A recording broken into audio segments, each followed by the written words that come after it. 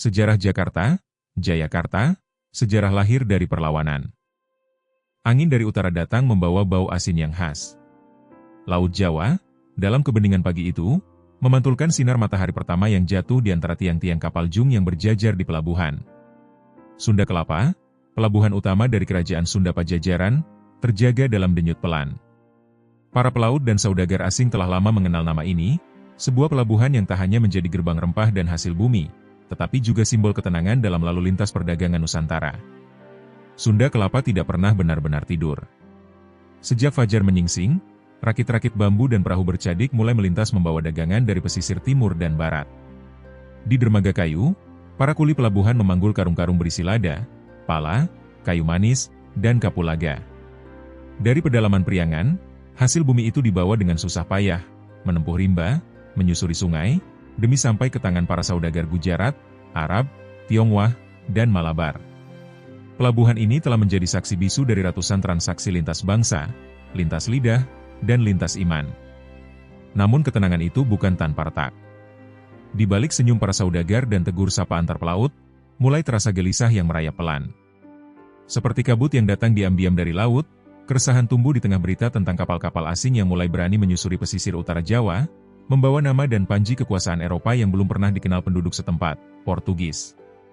Mereka datang pertama kali dengan kapal layar yang lebih besar dari jung Tiongkok, berhiaskan lambang salib merah di layar putihnya. Pada awalnya, orang-orang Sunda menganggap mereka sekadar saudagar dari negeri jauh, seperti halnya para pedagang lain. Namun waktu membuktikan, mereka membawa lebih dari sekadar barang dagangan. Mereka membawa niat untuk menetap. Mereka membawa tembok dan meriam. Mereka membawa perjanjian dan pengkhianatan. Mereka membawa gereja dan garnisun.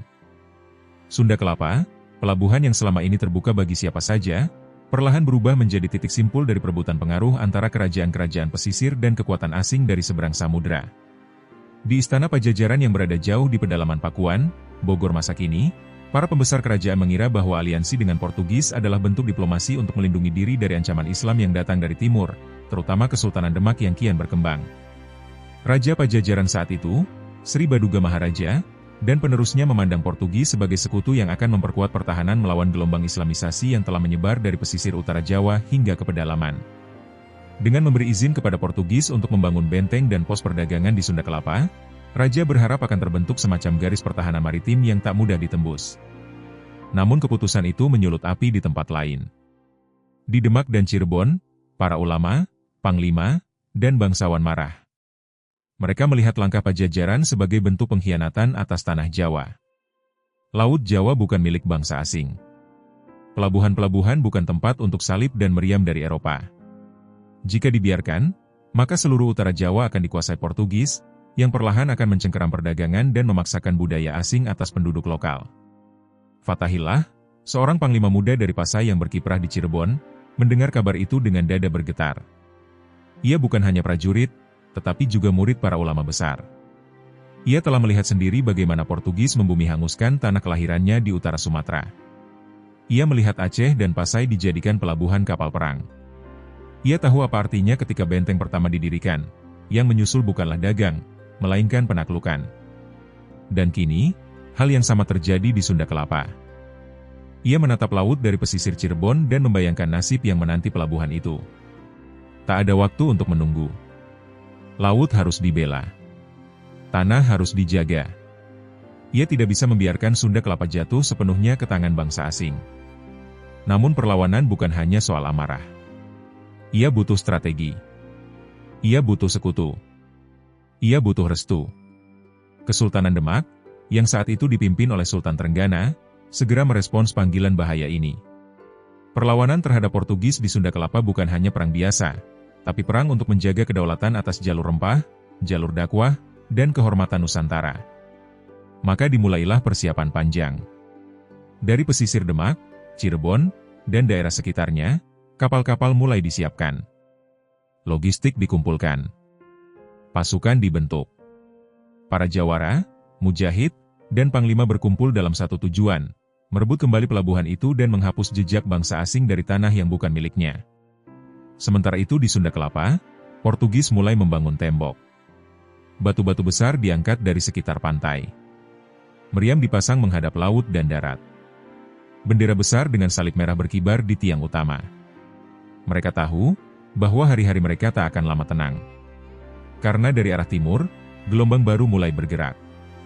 Bukan hanya gelombang laut, tapi gelombang manusia yang membawa semangat perlawanan dan nama baru yang akan mengubah sejarah, Jayakarta. Tahun 1522 menjadi penanda retak yang semakin lebar dalam tubuh utara Jawa. Ketika perjanjian antara Portugis dan Kerajaan Sunda ditandatangani, tak hanya pulpen diplomasi yang bergerak di atas perkamen tua, tapi juga roda sejarah yang mulai berbelok ke arah yang berbahaya. Dikenal sebagai Perjanjian Sunda-Portugis, kesepakatan itu memberi izin bagi bangsa Eropa untuk membangun benteng di kawasan pelabuhan Sunda Kelapa. Imbalannya, bantuan militer bagi Pajajaran dan akses eksklusif terhadap hasil bumi. Bagi para pembesar Portugis, perjanjian itu adalah sebuah kemenangan strategis. Setelah kesulitan menembus Malaka dan menghadapi perlawanan di Aceh dan Pasai, mereka kini melihat celah di tanah Jawa yang kaya. Tak hanya itu, mereka melihat bahwa dengan menguasai Sunda Kelapa, mereka bisa mengontrol salah satu titik penting dalam jalur perdagangan rempah dunia, rute yang menghubungkan Kepulauan Maluku, Jawa, dan India. Kapten-kapten Portugis yang datang ke pelabuhan itu tak membawa serta sekadar barang dagangan, tetapi juga alat ukur dan cetak biru benteng. Mereka mulai mengarahkan pandangan ke daratan, bukan hanya ke lautan. Beberapa teknisi dan arsitek militer menyurvei kontur tanah, memeriksa kedalaman pelabuhan, dan memilih lokasi terbaik untuk mendirikan forte, benteng batu yang kokoh dan mengintimidasi. Penduduk lokal melihat semua itu dengan mata yang bertanya, tetapi lidah yang bungkam. Sebagian besar tak memahami bahasa yang digunakan oleh para tamu asing itu. Mereka hanya melihat bahwa tanah-tanah di sekitar pelabuhan mulai diratakan, tiang-tiang ditancapkan, dan pekerja-pekerja lokal direkrut untuk membangun dinding batu yang tinggi. Di atas tembok itu, meriam-meriam perunggu diletakkan, menghadap ke laut seolah menantang siapapun yang mencoba mendekat. Namun bukan hanya wajah pelabuhan yang berubah. Perlahan, warna-warni budaya lokal mulai terdesak oleh simbol-simbol baru. Salib besar berdiri di pelataran depan benteng. Para biarawan datang membawa kitab dan menara kecil. Bahasa asing terdengar dalam ritual-ritual baru yang tak dipahami oleh para pelaut lokal. Gereja kecil dibangun dari kayu jati, tempat para pemimpin Portugis berkumpul dalam kebaktian. Kapal-kapal Jung Tionghoa dan Gujarat masih berlabuh, namun kini mereka diawasi dengan lebih ketat. Saudagar-saudagar Arab dan Melayu yang biasa berdagang di pelabuhan itu mulai merasa was-was. Beberapa memilih pelabuhan alternatif yang lebih aman, seperti di Jepara, Cirebon, atau Tuban. Gelombang perdagangan bergeser, dan perlahan, pusat dunia yang dulu terbuka kini menjadi pelabuhan berpagar. Dari sisi lain pulau, Kesultanan Demak memantau gerak-gerik itu dengan cemas. Sultan Trenggana, penguasa yang melihat dirinya sebagai benteng Islam di Jawa, menganggap langkah Portugis sebagai bentuk ancaman langsung terhadap Islam dan kedaulatan tanah Jawa. Bagi Demak, bukan hanya dagang yang sedang dijajah, tetapi juga kehormatan dan takdir Nusantara. Fatahillah, yang nama aslinya adalah Tubagus Pasai, menjadi suara utama yang menggaungkan perlawanan. Pengalamannya melihat kota-kota Muslim di Sumatera Utara dibakar Portugis, membuatnya memahami betapa pentingnya mencegah kehadiran asing sebelum terlambat. Ia tahu, sekali benteng selesai dibangun, maka pelabuhan itu tak akan mudah direbut kembali tanpa pertumpahan darah besar-besaran. Ia menyusuri pesisir utara, mengunjungi Jepara, Kudus, dan Lasem. Di setiap tempat, ia berbicara kepada ulama, pedagang, dan panglima. Ia tidak sekadar mencari pasukan, tetapi juga membangun kesadaran. Sunda Kelapa bukan sekadar pelabuhan, ia adalah lambang kemerdekaan. Dan ketika tanah itu diinjak oleh kaki penjajah, maka seluruh tubuh Jawa ikut terinjak. Di Cirebon, ia mendapat restu dari Sunan Gunung Jati, pemimpin spiritual sekaligus politik yang punya pengaruh besar di barat laut Jawa. Dukungan ini menguatkan legitimasi perjuangannya. Cirebon dan Demak sepakat untuk bekerja sama dalam misi besar, merebut Sunda Kelapa, mengusir Portugis, dan membebaskan tanah itu dari pengaruh luar. Persiapan dilakukan secara diam-diam. Kapal-kapal dibuat dalam jumlah banyak. Pasukan dilatih dalam hening. Jalur pasokan dipastikan lancar. Para ulama mendoakan dari kejauhan, sementara para jawara menajamkan keris mereka. Tak ada pekikan perang. Tak ada drum yang dipukul.